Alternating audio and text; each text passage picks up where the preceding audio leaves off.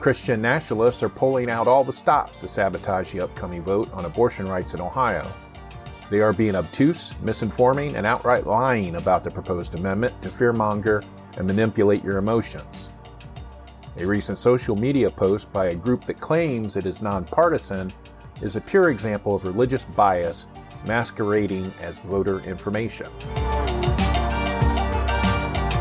I'm Doug Berger, and this is Secular Left.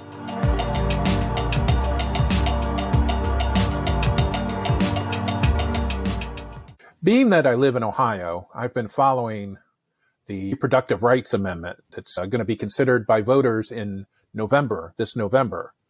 And of course, the Christian nationalists and other people opposed to the amendment, other conservatives opposed to the amendment, have been pulling out all the stops to sabotage the amendment passage. They've even gone so far as to lie about it, mischaracterize it, however you want to call it. And so there's this image that's making the rounds on social media. It is the text copy of the actual amendment.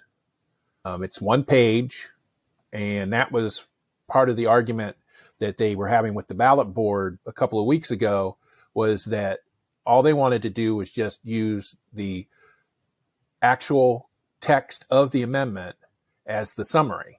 And the Christian nationalists on the ballot board did not want to do that. They wanted to inject their own religious biases into the language to fearmonger and scare people.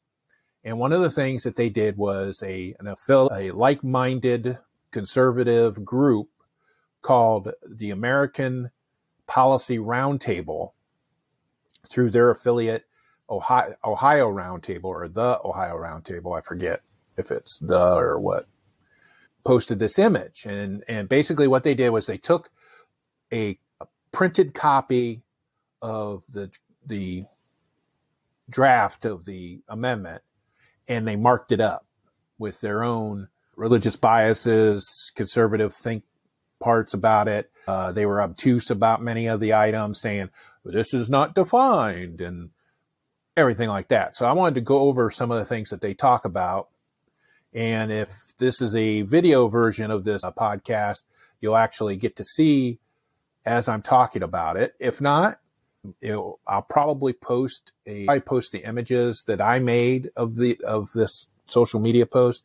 I'll probably post that in the Secular Left Nuggets Substack page. So go to the website. There should be a link to it in the show notes. Oh, and I'll probably post the pictures in the show notes too. Who knows? Okay. So to begin with, I wanted to tell you about this American Policy Roundtable. It was, like I said, the image, and if you've seen the image, you'll know what I'm talking about. It was created by a group called Ohio Roundtable. It's affiliated with American Policy Roundtable. The group claims their goal is to, quote, reach all people with the message of true liberty. We believe in the promise of America as articulated in the Declaration of Independence and established in the Constitution, built upon the consent of the governed.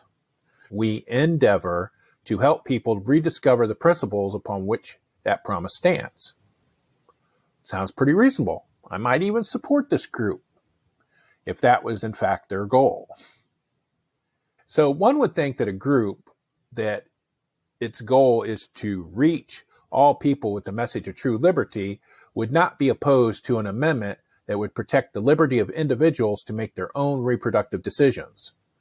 And then if we look at the group's history, we see why they are opposed to the amendment. The group, now known as American Policy Roundtable, got their start in the Cleveland area in 1980. They called themselves at the time the Northeast Ohio Roundtable. But in the mid-'80s or early '80s, mid-'80s, it merged with a group called Christian Life Ministries. And the surviving organization had a religious purpose and mission. I mean, it says in their establishing documents that they sent to the state, was that they were going to teach people about Jesus and the Bible, and that was their mission. And so when they merged with Christian Life Ministries, they became Northeast Ohio Roundtable. And then eventually a gentleman by the name of David Zanotti, I hope I'm not pronouncing his name wrong, joined the organization, became the president of it, and they changed the mission, the goals and the mission of the group, and changed the name to Ohio Roundtable to a public policy education group. So they expunged all of the religious overtones of the group and the purposes, and it became what they said was a public policy education group. Now, there are still religious roots in this group because they have a book in their online shop that's about Jesus. I think it's called Jesus, His Story. Like if anybody's read the Bible, you know what Jesus' story is. They also host a program called Christmas in America each year. I believe it's each year. I've never heard it. So where they celebrate Christmas in America, and I think the subtitle is In the Public Square. They have a podcast and a radio show called The Public Square. All right. And they even hosted a God delusion debate that included Dr. Richard Dawkins and another professor from Oxford who obviously opposed Dawkins' take on God. So there's some religious things. I did some other checking of some of the personnel involved, and the medical advisor of this group, his name escapes me right now, is pretty heavily involved in evangelical Christian stuff. He's an internist. He spoke about COVID. I haven't gone into that stuff because I really don't. But American Policy Roundtable claims to be nonpartisan, which seems to be true. There aren't any overt Republican or Democrat labels. You know, they don't have a picture of Trump or stuff like that. But the group does have a conservative religious take on political issues that tend to bleed into morality territory, what people think is morality, like abortion. The other big thing that this group fought against was gambling. Back when there were several attempts to get an amendment added to the Ohio Constitution to allow gambling in the state, 3 or 4 times. And this group led the charge against it. They also support school choice, which means vouchers. They were opposed to State Issue 1 from August that would have raised the voting threshold for constitutional amendments to 60%. And that was actually a good thing, but it's for self-serving reasons, because if they make it harder to get amendments on the ballot, then it'll be hard for them to get an amendment on the ballot if they ever want to do that. You know, that was the thing that a lot of these groups didn't think about when they were supporting that amendment back in August. All right, so that's American Policy Roundtable. They're a little bit religious, not as much as they used to be, but there's a lot in here, a lot of religious bigotry in here. Okay, so what I did was I took this picture, this image of this document, and divided it up into a section A and a section B. And section A, I'm going to talk about, there's several points I want to make. Then we'll go to section B, all right? And then I'll explain everything. So if we start out with section A at the top, they write in there, the word woman, and in quotation marks, doesn't appear in the entire amendment. And that's true. The word woman does not appear. And that's because women aren't the only people who have uteruses. If you need that explained, then that's why this amendment is needed. Most definitely. And that was one of the contentions with the ballot board, was that they changed pregnant individual to woman or pregnant woman or whatever it was, because they wanted to dismiss trans people. The second thing that they wrote in was they noted that Article 1 of the Ohio Constitution is the Bill of Rights. That is also correct. If you look at the Ohio Constitution, Article 1 is a list of rights, just like the Bill of Rights in the U.S. Constitution. But that's the only part they get right. The amendment would add reproductive freedom to the list in the Ohio Constitution. And that list also includes a freedom to make your own decisions about health care. And then there's a bit from Section 7. It says, No person shall be compelled to attend, erect, or support any place of worship or maintain any form of worship against his consent.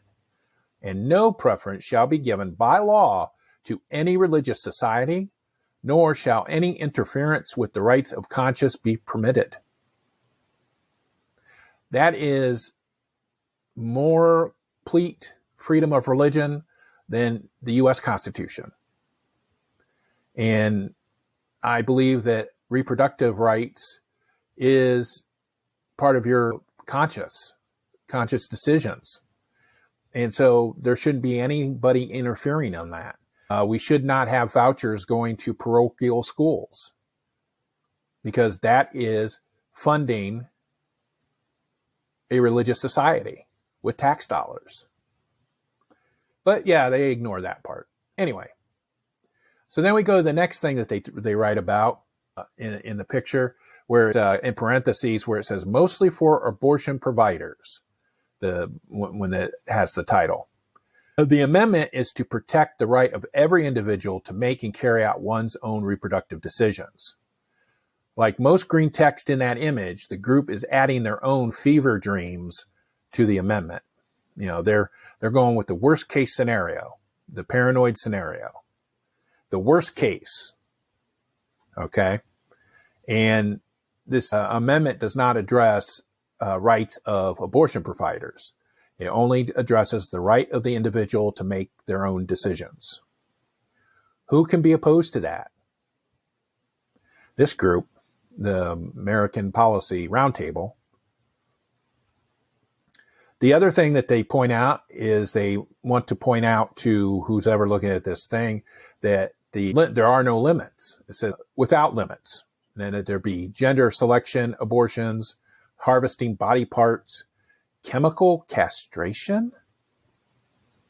I didn't even know that was possible to do in utero.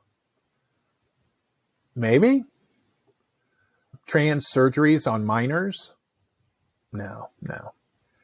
It's a wonder they didn't add forcing children to be drag queens, since that's a thing nowadays about drag queens, to their list of hyperbole. The truth is the amendment is limited to, quote, one's own reproductive decisions, unquote. So those items they list, including those noted about minors, aren't part of the amendment. Minors aren't legally able to make their own decisions about much of their health care. Parents still have to consent unless the minor gets a court order allowing them to make all their own decisions. And that's called emancipation. And that can happen if the parents are abusive, it's an abusive household, or somebody is 16, 17 years old and they've just had enough and they want to go out on their own. They can go to court and be emancipated. It's a process. It's available to everybody. The amendment doesn't change the fact that parents' consent is required for most medical decisions for minors. Like most of the group's understanding, they are being obtuse on purpose about these things. Okay, and then we come to, in the image, the red text. If you see anything that's in red text, that's generally just false. They're lying. They're making the stuff up. And it's red text because they want to fearmonger. They want to manipulate you. They want to manipulate your feelings about this amendment. So they do this red text. So like they put in no parental consent for minors. Cloning.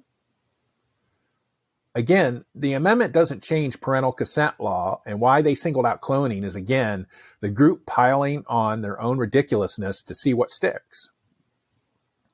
Like the fear-mongering over parental rights, you should see section 2151.85 in the Ohio Revised Code. Talks about unmarried, unemancipated minors may seek abortion without notice to parent, guardian, or custodian. It's a law. There's a process that an unmarried, unemancipated minor can seek an abortion without notice to parents. But they have to go to court. They have to get an advocate. They have to prove why having parental consent would be detrimental to their health or detrimental to their mental health to get that consent. So it's already in the law that you can get an abortion without parental consent. It's just an extra step. And this amendment doesn't necessarily change that. Not yet. Because it's a totally separate issue. Whether or not a minor can get an abortion is totally different than if somebody who's of age can get an abortion. And this amendment protects people who are of age that are, in general can make their own health care decisions, allow them to make reproductive choices like they should be able to. Hello, this is Doug, host of Secular Left, reminding you that I like to be validated. If you like this podcast and want to thank me, feel free to buy me a coffee.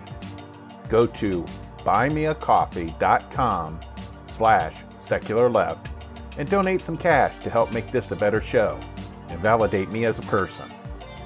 You'll feel better in the morning. And then there's some green text that's written in there about giving rights to the individual. It says, does this write Planned Parenthood into the Constitution? The short answer is no, it does not. It doesn't address any providers. It doesn't talk about any providers. In Planned Parenthood, that is not their main job, providing abortions. They do comprehensive women's health. Anyway, it says the amendment prevents the state from trying to block reproductive decisions by doing things like we saw some years ago, defunding Planned Parenthood, where they took away any state money that they may have received in the past for health services, or enacting what's called targeted regulations. They're also called trap laws, and they're laws that single out the medical practices of doctors who provide abortions and impose on them requirements that are different and more burdensome than those imposed on other medical practices. And when people ask me about these trap laws, I tell them for example, in Ohio, currently, under current law, abortion clinics are required to have a transfer agreement with a hospital within 30 miles of the clinic in case there are complications during the abortion procedure. Now, anybody who's familiar with abortions and medical procedures in general know that if you are doing medical procedures at an outpatient basis, which means you're not in a hospital, you're at a clinic, like a health clinic or an abortion clinic, it is common practice and ethical practice to transfer patients who have complications to a hospital. And you don't need a transfer agreement to do that. It's just automatic. If they're above board, ethical clinic, they will transfer patients who have maybe excessive bleeding or have a reaction to medication. In fact, I have a personal example of this. I went to an urgent care center because I had back pain, really bad back pain. I didn't know what it was. And the physician's assistant that had treated me pressed on where that pain was. And the pain was so bad that I almost passed out. And so they called an ambulance and they transported me to the hospital because they weren't equipped to treat me because they didn't know what was going on. And here I come to find out that I have a very low intense pain tolerance, that if it's intense pain, I will pass out. I didn't know that before, So when you go to an urgent care or an abortion clinic, or if you go to an orthopedic doctor's office and they're treating you and you have a bad reaction or a complication, they will call the first responders and get you to a hospital. That they're required to do that. They're required to treat you like that. So this whole smoke and mirrors about transfer agreements is just a targeted regulation to put a burden on an abortion clinic to force them to close. And this is what Ohio did. There's like 20 some odd trap laws that they put in the budget so it couldn't be repealed by referendum. Items added to a budget in Ohio can't be put on a ballot to be repealed, like an amendment can't. An amendment can, a general law can, but if they put it in the budget, you can't touch it. So they did like 20 some odd of these, you know. And so then the kicker was that these clinics had to have a transfer agreement. But then in the other part of the budget, they dictated that public hospitals in Ohio that receive state funding could not enter into these transfer agreements. Aha! You know, that's the catch-22 from the old classic movies. So, and they added, it wasn't initially 30 miles within the clinic, but what happened was that the clinic here in my neck of the woods contracted with the University of Michigan in Ann Arbor's hospital, which is about 45 miles away. And the Ohio State legislators, the Christian nationalists, were pissed off. And so then they put in the budget that it had to be within 30 miles. So they couldn't use that. Luckily, here in Toledo, they were able to convince ProMedica to enter into an agreement because they're a for-profit private hospital. Anyway, so that's about trap laws. And this amendment will take care of that.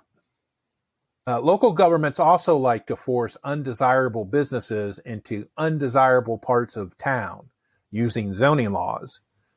You know, they force businesses like adult bookstores, for example, to only be able to operate in an area that is less likely to be seen by the general public, like an industrial area. Like you'll go to one part of town where they have a bunch of factories, and then there'll be this adult bookstore or a liquor store, whatever store is undesirable, cannabis store, whatever they don't want to do, they don't want in their town, they'll do that. My hometown, Findlay, which is south of Toledo, about 45 miles south of Toledo, for many, many decades has had an adult bookstore on Trenton Avenue, which is a main drag. It's US 224. So it gets a lot of drive traffic through. For decades, they've tried to close that place down. And they even have on their law books now that if you want to open a new adult bookstore, you can't do it on a major street. You have to go to an undesirable part of town, depending on what the zoning regulation is. So, but this amendment here in Ohio would do away with that type of discrimination against abortion clinics. Local governments couldn't do that anymore. Another thing that they note, it says, includes group/activists in schools instructing minors on sexual practices. Yeah, that could be true, that they could bring in a group to teach kids about sex education. That's always possible. But again, this is fear-mongering using loaded words to manipulate people. Sex education is important for minors. If you want to reduce abortions, one great way to do that is not to close the clinics or take away the rights of people to have abortions. It's to have good, balanced, age-appropriate sex education classes in school. You know, if you teach people about it, they'll be more informed and they'll be less likely to have unplanned pregnancies. Less likely.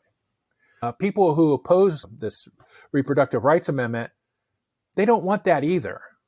And they're against birth control too.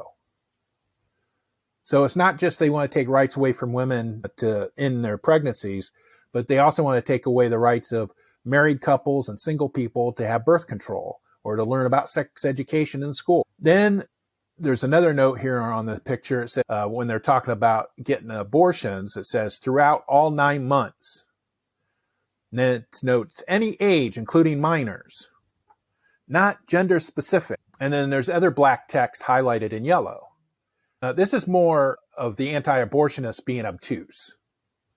They're pretending they don't know the differences. They don't know things.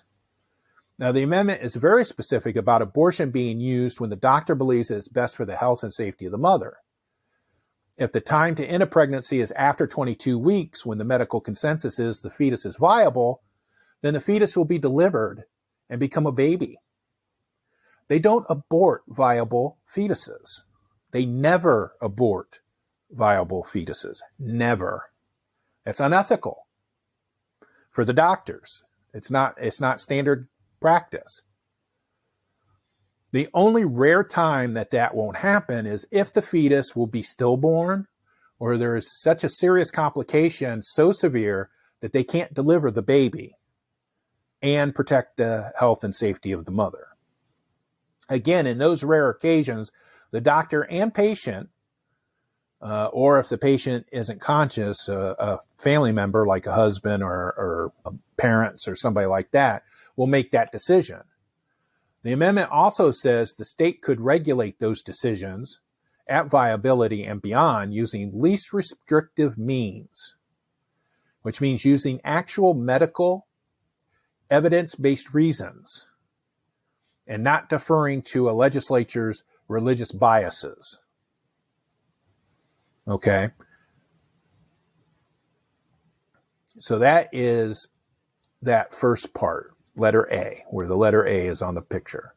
Now we'll go to the bottom of the picture, letter B. They note that there are several undefined terms that actually have definitions. They have several words underlined in red text added like undefined or subjective judgment, and that's just simply not true.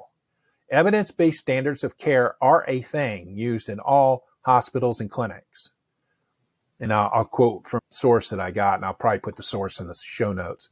It says, this approach mandates that new information gleaned from randomized controlled trials and consolidated into clinical practice guidelines can and must be used to improve the quality of care that patients receive. That's what it means. That's what evidence-based standards of care mean. It has a definition. And then they also complain about widely accepted, saying it's undefined. And it says it's the medical, widely accepted means it's the medical consensus. That is, most medical people agree on such and such, whatever it is.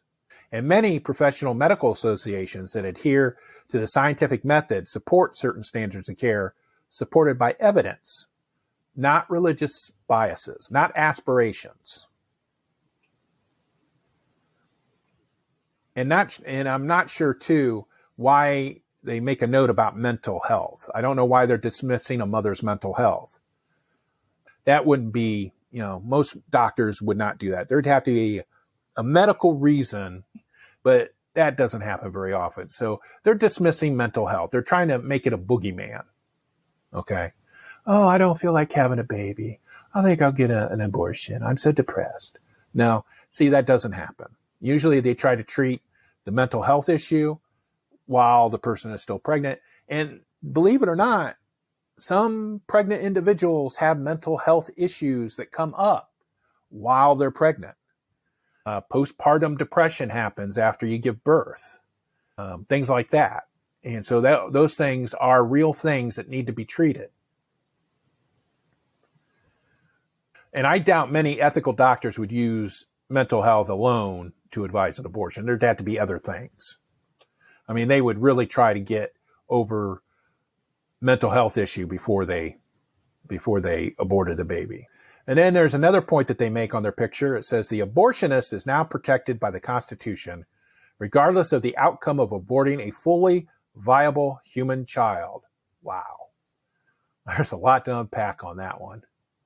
Notice how they keep calling doctors who perform abortions abortionists. That's a dismissive term trying to make it out to be a boogeyman or another person. That's almost like calling a Muslim person a radical Muslim, or calling a liberal a radical liberal. It's an attempt to manipulate your emotions about that. Now, they talk about being nonpartisan, which some people take to mean neutral. The image is not neutral. A fully viable fetus would not be aborted. Okay? It would be delivered as a baby. One way or the other, either through the vagina or as a C-section. Because that's what doctors do. If it's fully viable, and viability means, believe it or not, viability means that the baby is more likely to be able to live outside the womb. You want a full-term baby, which is 40 weeks. I'm sorry, some people might correct me on that. I'm not sure. I get talking about viability so much, I forget what the full term is. But currently, the minimum weeks for viability by medical consensus is 22 weeks. Back when Roe v. Wade was passed in 1973, the medical consensus at the time and the technology that was available put the weeks of viability at 28 weeks. So as we progress medically and medical technology, we're able to have these premature births live longer. So that's why they talk about viability. Because if it can live outside the womb, then it's going to be a baby, and they should do whatever they can to protect that baby once it's out of the uterus.